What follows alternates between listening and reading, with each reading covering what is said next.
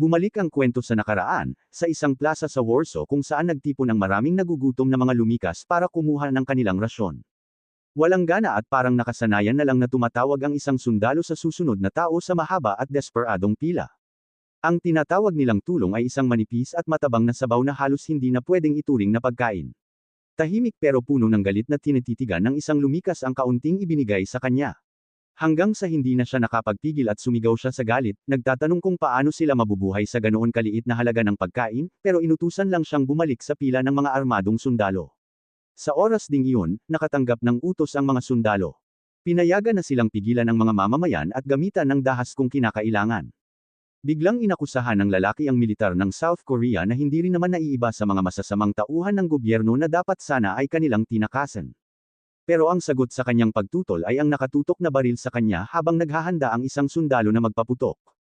Nagpaputok ito at sumigaw ang mga tao sa takot, akala nila ay pinatay na lang ang lalaki dahil lang sa kanyang reklamo. Pero nilinaw ng isa sa mga sundalo na hindi naman nakamamatay ang mga bala na ginagamit nila.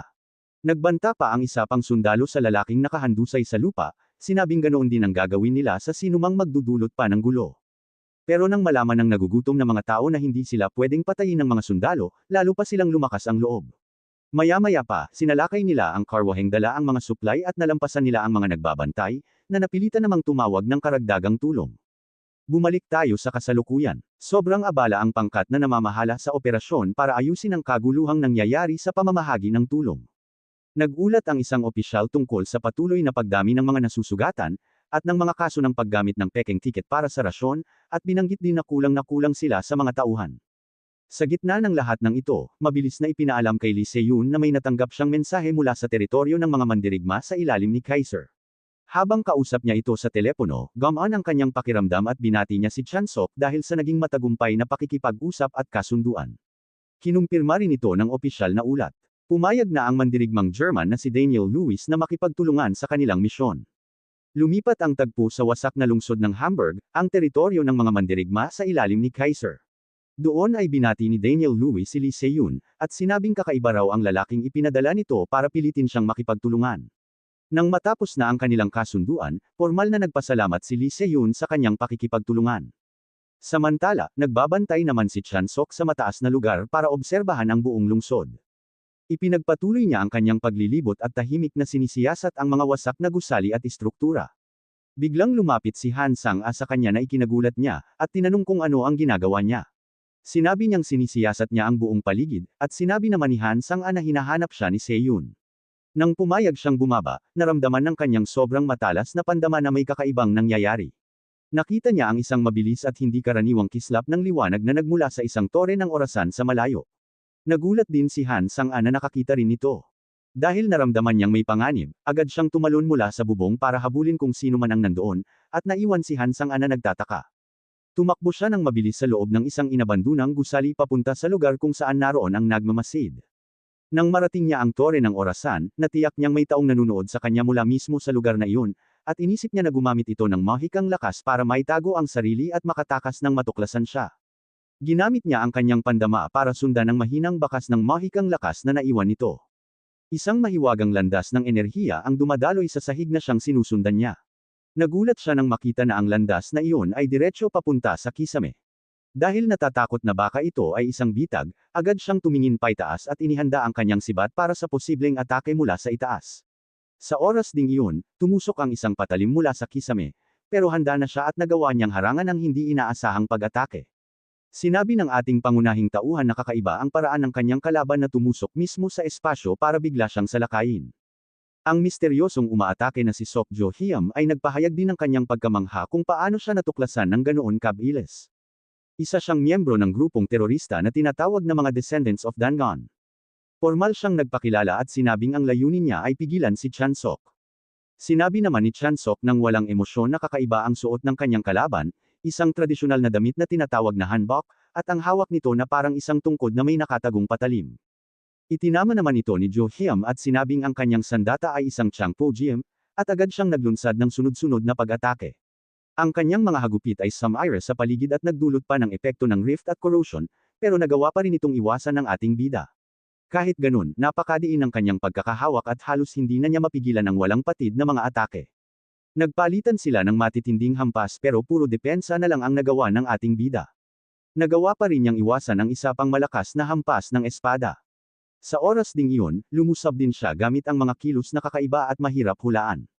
Pero nainas siya nang mapansin na kahit dapat ay tumatama ang kanyang mga atake, nagagawa pa ring iwasan ng kanyang kalaban ang bawat isa nito. Mapang-asar na sinabi ni Sokjo Hyam na dapat pa siyang magsikap ng mas mabuti. Pero habang nagpapatuloy ang labanan, sinabi ng ating bida ang mga salitang, huwag mong sabihin, habang inihahanda ang kanyang sarili. Pero nakita ng matalas na paningin ng kanyang kalaban ang kumikinang nalilang mahikang lakas sa paligid ng kanyang mga paa.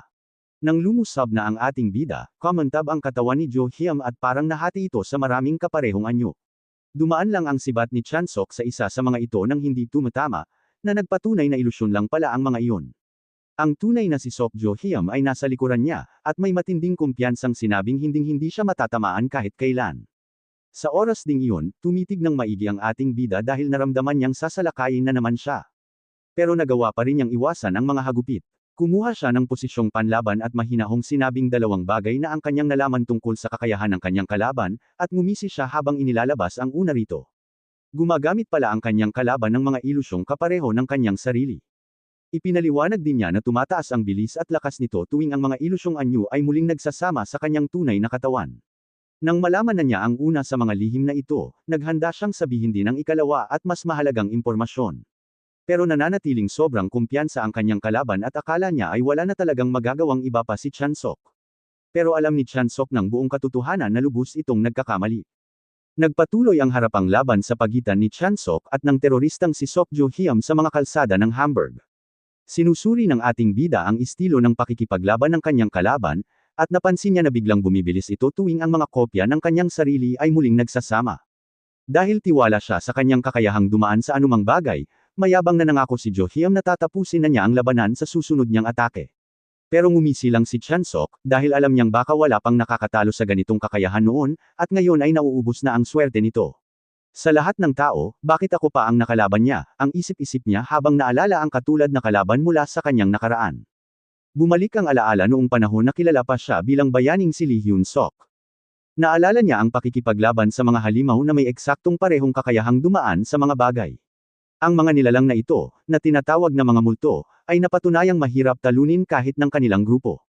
Ang kanyang kasamang kabalyero ay sumigaw sa inis dahil parang dumadaan lang ang kanilang mga atake at hindi tumatama sa mga kalaban, at wala siyang magawa kundi manood habang isa pang multo ang papalapit upang salakayin sila. Pero itinama ito ni Chansok at ipinaliwanag na hindi ibig sabihin ay hindi nahahawakan ang mga multo, kundi gumagamit lang sila ng mahikang lakas upang ilipat ang kanilang katawan sa ibang espasyo. Sa inis, nagtanong ang kabalyero kung paano nila ito matatalo. Ipinaliwanag niya na ang ganitong kakayahan ay gumagana sa eksaktong oras ng pag-atake, at nakakasabay ito sa bilis ng atakeng iyon. Kaya para malampasan ito, kailangang makasabay din sa tamang oras ng pagkilos. Ang susi, ayon sa kanyang natuklasan, ay baguhin lang ang bilis ng kanyang sariling pag-atake upang lampasan ang depensibong oras ng kalaban. Bumalik tayo sa kasalukuyan. Ginamit ni Chansok ang kaalamang ito, binigulan o binilisan ang kanyang atake upang tamaan si Jo Hyam, at matagumpay niya itong nasugatan. Hindi inaasahan ng terorista na tatama ang atake habang siya ay lumapag sa lupa. Hindi ito makapaniwala at nagtataka kung paano nagawa ng kanyang kalaban na pumwesto ng ganoon para matamaan siya. Sino ka ba talaga, Chansok? Ang tanong ng natalong kalaban sa kanyang isip habang nakikita niya ang sibat na nasa likuran na niya. Naghanda na ang ating bida upang ibigay ang huling hampas na magtatapos sa labanan. Desperadong naghanda naman si Sokjo Hyam upang umiwas. Pero biglang tumigil si Chansok nang sumabog ng malakas ang isang pagsabog na yumanig sa buong paligid. Kahit siya ay lumingon at nagulat sa tindi ng pagsabog. Sa sandaling iyon, mahinahong sinabi ni Sokjo Hyam, mukhang nasa akin pa rin pala ang swerte.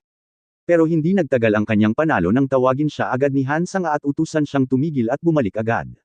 Ibinalita niya ang isang nakakagulat na balita. May ibinagsak na bomba na naglalaman ng lason na sarin sa labas ng lungsod ng Hamburg.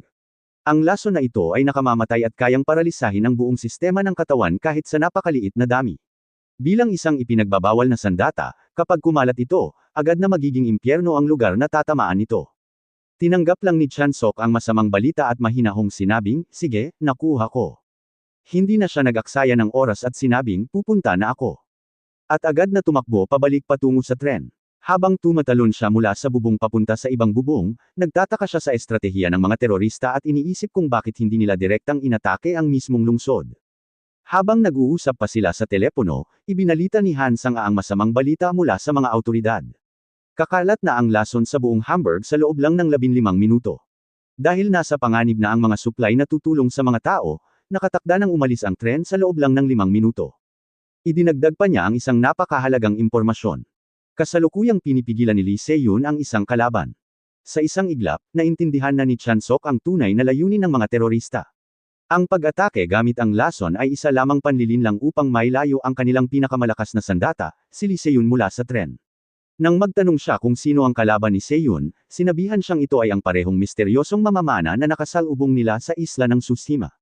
Napakunot ang noo ni Chan-sok dahil alam niya kung gaano kalakas at mapanganib ang taong iyon. Ang labanan sa pagitan ni Se-yun at ng mamamana ay talagang magulo at matindi. Pero kahit ganoon, nakakapagtanggol pa rin si Lee Se-yun laban sa walang patid na mga atake, habang nakangisi pa rin siya ng may kumpiyansa. Ibinagsak niya ng malakas ang kanyang malaking espada na naging sanhi ng pagkabasag ng lupa sa paligid niya. Gumanti naman ang kanyang kalaban, inihanda ang kanyang pana na kumikinang sa lakas. Pagkatapos ay nagpakawala siya ng isang napakaliwanag at napakalakas na palaso na sumabog kapag tumatama sa anumang bagay. Kahit si Se-yun ay nagulat sa tindi ng kapangyarihan ng atakeng iyon. Pero naghanda pa rin siya ng kanyang panlaban at tinipon ang kanyang sariling lakas upang harapin ang mga sumusunod na atake. Samantala, pabalik sa kinaroroonan ng tren, inanunsyo ng mga tauhan na kumpleto na ang mga supply na ililikas. Sa huling sandali pa, nakasakay na rin ang mga natitirang tauhan sa tren na aalis na. Kinumpirma ng isang opisyal na kumpleto na ang lahat at ibinigay na ang utos na umalis na. Habang umaandar na ang tren, nakatingin ng may kaba ang mga hunter sa malayong labanan at nagkomento na kahit ang isang malakas na tulad ni Lee Se-yun ay tila napipilitan ng umatras. Biglang may narinig silang boses. Huwag mong sabihing natatalo na siya. Nagulat sila at tumingin kung sino ang nagsalita. Doon nila nakita si Chan-sok na parang walang nangyari at sinabing muntik na siyang hindi makarating sa oras. Agad naman niya sinita ang mga hunter at sinabing hindi nakikipaglaban ng itaya ni Lee Se-yun ang kanyang buhay para lang manood sila at magbulungan. Natigilan ang mga ito sa kanyang matinding paalala. Nagbabala pa siya na dahil hiwalay na si Se-yun sa kanilang misyon, asahan na ang isang pag-atake ay malapit na, kaya kailangan na nilang maghanda. Tahimik namang sumunod ang mga hunters at nagtungo na sa ibabaw ng tren. Ang isa sa kanila ay nagutos na ang lahat ng natitirang tauhan ay pumunta sa bahagi ng tren kung saan naroon ang makina na nagbibigay ng proteksyon. Bumalik tayo sa wasak na lungsod. Nakatayo si Lee Se-yun na handang-handa pa rin sa gitna ng pagkawasak. Sinusuri niya ang kanyang kalaban at kinikilala ang pambihirang galing nito, habang iniisip kung siya ba ang pinuno ng grupong terorista. Pati ang kanyang kalaban ay pinuri na rin siya dahil natuwa ito na nagawa niyang harangan ang lahat ng kanyang mga atake kahit na siya ay ang ika-10 sa listahan ng pinakamalalakas na hunter. Sa sandaling iyon, may kumpiyansang sinabi ni Se-yun, paumanhin kung sinira ko ang inyong plano. Pero ipinakita ng kanyang kalaban na mali ang kanyang kumpiyansa at sumagot ito ng may nakakatakot na tono, huwag kang mag-alala. At nilinaw nito na ang kanilang plano ay hindi naman talaga upang talunin siya, kundi upang ilayo lang siya sa tren. At habang abala siya sa pakikipaglaban, isang grupo ng mga nakamaskarang terorista ang naghihintay lang sa tamang oras upang kumilos, at para sa kanila ay panalo na sila. Mabilis na tumatakbo ang tren ng misyon sa Riles, at sa ngayon ay lubos itong walang laban at mahina. Patuloy lang itong umaandar nang hindi alam na may naghihintay na panganib sa kanilang dadaanan. Mula sa isang kalapit na gusali, ang isa pang miyembro ng grupong Descendant of Dangon na si So Yeon-jo ay nakangiti habang kinukumpirmang eksakto sa oras ang pagdating ng tren.